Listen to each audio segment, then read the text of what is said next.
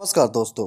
आज है 24 जनवरी 2022 और आज 24 जनवरी से करंट अफेयर्स के जितने भी इंपॉर्टेंट क्वेश्चन बन सकते हैं सारे हम इस वीडियो में डिस्कस करेंगे और हर क्वेश्चन से रिलेटेड इंपॉर्टेंट फैक्ट्स भी मैं आपको बताऊंगा। अगर आप चैनल पर पहली बार आए हैं और इसी तरह आप चाहते हैं कि हर एक अपडेट आप तक टाइम पर पहुंच जाए तो चैनल को सब्सक्राइब करके बेल आइकन पर प्रेस करके ऑल पर क्लिक करना ना भूलें ताकि हर एक अपडेट आप तक टाइम पर पहुंच जाए। अगर आपको वीडियो पसंद आए तो वीडियो को लाइक ज़रूर करना। तो चलो गाइस, हम बात करते हैं आज के करंट अफेयर्स के अपडेट्स के बारे में।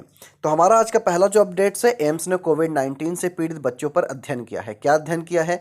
तो हाल ही में कोविड-19 से पीड़ित बच्चों पर एक अध्ययन किया एम्स ने। इस अध्ययन के अनुसार किशोरों में वयस्कों की तुलना में कम मृत्यु दर और कम लक्षणों का सामना करना पड़ा है। निष्कर्ष क्या निकला है कि कम मृत्यु दर और कम लक्षणों का सामना करना पड़ा, जिसमें 1% किशोर माध्यम कोविड-19 बीमारी से पीड़ित हैं, 84.6% हल्के कोविड-19 से पीड़ित थे, 11.5 शरीर में दर्द से पीड़ित थे, 14.9% बच्चे बुखार और खांसी से पीड़ित थे, 6.3% गंभीर कोविड-19 बीमारी से पीड़ित थे। इसके साथ ही 6.2% बच्चों को सांस लेने में तकलीफ का सामना भी करना पड़ा था।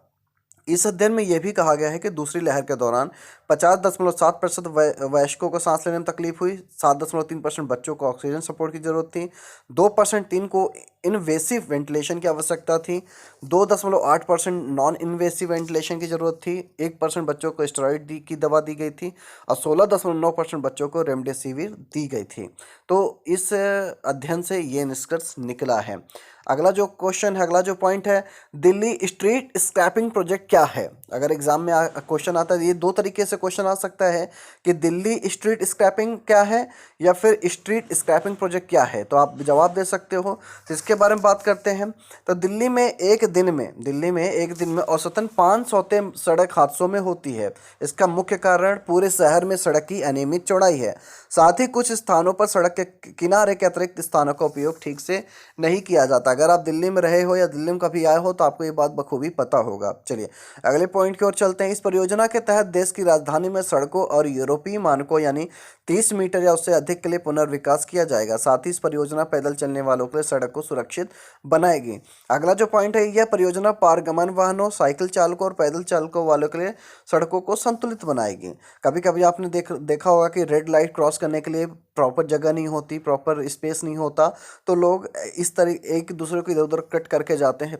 इससे बहुत सारे एक्सीडेंट होते हैं, जिसमें आपको ऊपर बताया पॉइंट के औसतन 5 मौतें सड़क हादसों में पर डे होता है। ठीक है, चलिए अगले पॉइंट की ओर बात करते हैं। इस परियोजना को हाइब्रिड वार्षिकी मोड में लागू किया जाना है। इसे दिल्ली के लोक कल्याण विभाग द्वारा लागू किया जाना है। किसके द्वारा किया जाएगा? लोक कल्याण विभाग द्वारा।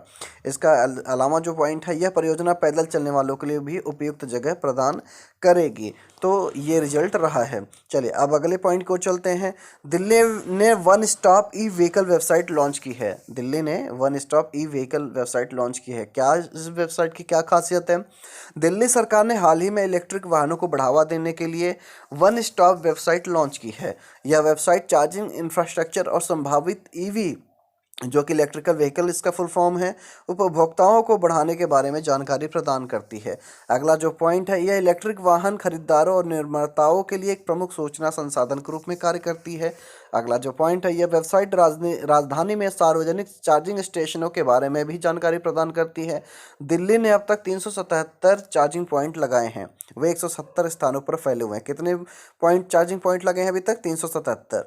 अगला जो पॉइंट है, साथ ही यह वेबसाइट चार्जर की लोकेशन, चार्जिंग पॉइंट्स और इस्तेमाल किए गए चार्जर के प्रकार के बारे में भी जानकारी प्रदान करती है। तो अगर एग्जाम में क्वेश्चन आए कि one stop e vehicle website क्या है या फिर दिल्ली ने one stop e vehicle website के बारे में आप क्या जानते हैं, तो आप ये सारे जवाब आप दे सकते हो।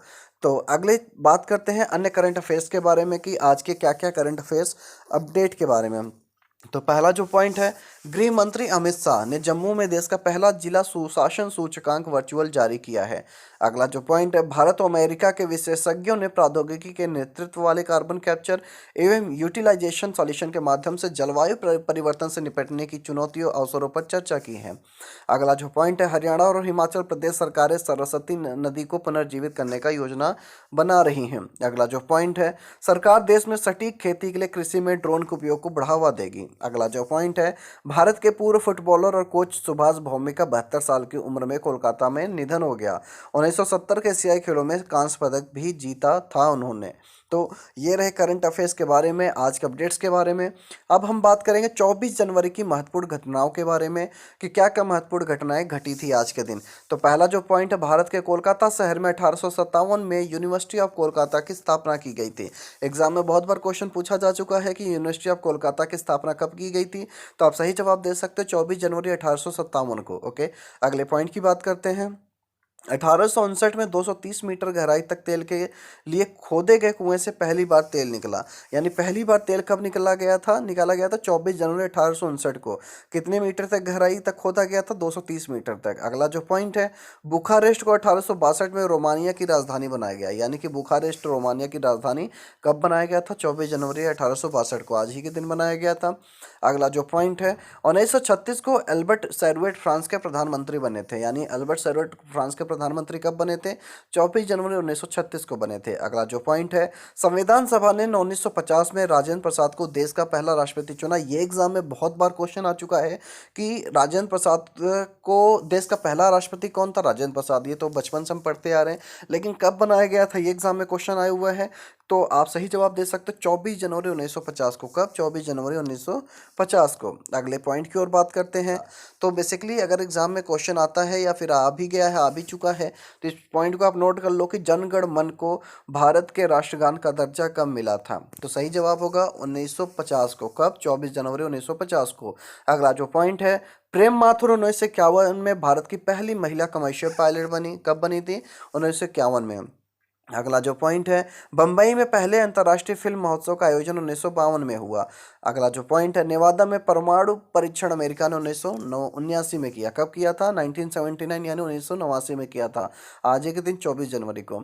अगला जो पॉइंट है, जापान ने 1990 में पहला लूनर प्रोब लॉन्च किया था। कब लॉन्च किया था? 1990 24 जनवरी को। ठीक है, अगले पॉइंट की ओर बात करते हैं। 1996 को संयुक्त राष्ट्र अमेरिका के इतिहास में पहली बार देश की प्रथम महिला हिलेरी क्लिंटन को न्यायालय में पेश होने का आदेश दिया गया था। यानी कब पेश होने का आदेश दिया गया था? 1996 में। चलो अगले पॉइंट की ओर बात करते हैं। अगला जो पॉइंट है, चुनाव में दलितों का आरक्षण 10 वर्ष तक बढ़ाने हेतु संविधान के 19वें संशोधन को 2000 में राष्ट्रपति की मंजूरी दी गई। कब दी गई? 24 जनवरी 2000 को। अगला जो पॉइंट है, भारतीय उपग्रह इनसैट 3C सफलतापूर्वक अपनी कक्षा में 2002 में स्थापित हुआ था। कब हुआ था? आज ही के दिन हुआ था, 2002 में। अगला जो पॉइंट है, फ्रांस और भारत के बीच 2003 में प्रत्यर्पण संधि हुआ था। कब हुआ था? 2003 में। आंध्र प्रदेश के तेलुगु देशम के विधायक परिताला रवि के 2005 में गोली मारकर हत्या कर दी गई थी। कब? आज के दिन 24 जनवरी 2005 को। अब हम बात करते हैं 24 जनवरी को जन्मे व्यक्ति के बारे में, यानी किन किन लोगों का जन्म हुआ था। पहला जो पॉइंट है, प्रथम भारतीय बैरिस्टर ज्ञानेंद्र मोहन टैगोर का 1826 में जन्म हुआ था। यानी प्रथम भारतीय बैरिस्टर कौन थे? ज्ञानेंद्र मोहन टैगोर। उनका जन्म कब हुआ था? आज ही के दिन 1826 को हुआ था। अगला जो पॉइंट है, महान स्वतंत्रता प्रेमी व क्रांतिकारी पुलिन बिहारी दास का 1877 में जन्म हुआ था। कब हुआ था? 1877 में, आज ही के दिन। अगला जो पॉइंट है, स्वतंत्रता सेनानी एवं बिहार के पूर्व मुख्यमंत्री कर्पूरी ठाकुर का 1924 में जन्म हुआ था। कब हुआ था? आज ही के दिन हुआ था, 1924 में। अगला जो पॉइंट है, हिंदी फिल्मों के एक निर्माता सुभाष घई का 1943 में जन्म हुआ था। कब हुआ था? आज ही के दिन 1943 में हुआ था। अब हम बात करेंगे कि 24 जनवरी के हुए निधन के बारे में, यानी किन किन महान हस्तियों का निधन हुआ था आज के दिन, हम उसके बारे में बात करेंगे। तो पहला जो पॉइंट है, 1965 में ब्रिटेन के प्रधानमंत्री विंस्टन चर्चिल का निधन हुआ था। कब हुआ था ब्रिटेन के प्रधानमंत्री विंस्टन चर्चिल का?